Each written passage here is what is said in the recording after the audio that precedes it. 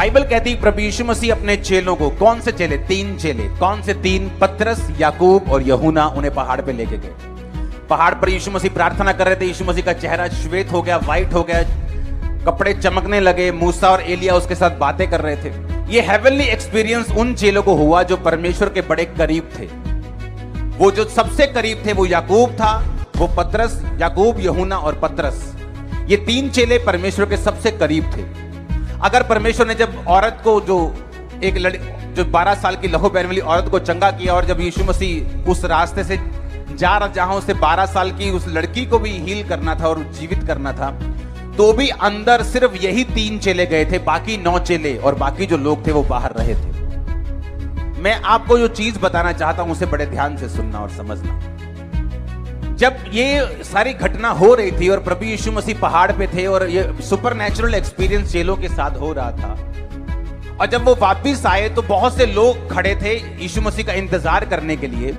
और यीशु मसीह को उन्होंने बोला कि परमेश्वर, हम एक दुष्ट आत्मा वाले व्यक्ति को तेरे चेलों के पास लाए थे, परंतु तेरे चेले उन्हें निकाल नहीं सके। वो कौन से चेले थे? वो 3 चेले नहीं थे, वो 9 चेले थे जो 3 से अलग थे। वो 9 चेले जिन्हें परमेश्वर बड़े काम करने के लिए नाल नहीं, साथ नहीं लेके जाता था, छोड़ के जाता था, वही 9 चेले उन दुष्ट आत्मा को निकाल नहीं सके। आप मसीह लाइफ में देखते हो क्रिश्चियंस को, विश्वासियों को।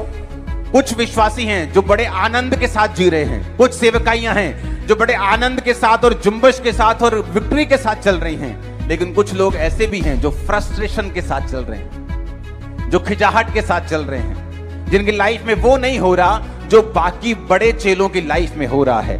जो पतरस की लाइफ में हो रहा है वो उनकी लाइफ में नहीं हो रहा, और कारण परमेश्वर नहीं है, कारण वो लोग खुद हैं। जब बाइबल कहती परमेश्वर ने चेलों से कहा कि लोग मुझे क्या कहते हैं, कहते परमेश्वर, कोई कहता है कि तू यूहन्ना है, कोई कहता है तू एलिया है। पतरस को परमेश्वर ने पूछा, तू मुझे क्या सोचता है, मैं कौन हूं? उसने कहा, तू जीवते परमेश्वर का बेटा, तू मसीह है। परमेश्वर ने कहा, इस बात के कारण मैं तुझ पे अपनी कलीसिया बनाऊंगा और तुझ पे अधोलोक के फाटक जो होंगे वो प्रबल नहीं होंगे, क्योंकि ये बात तुझ पर मांस और लहू ने नहीं परंतु परमेश्वर की आत्मा ने प्रकट की है। हालेलुया।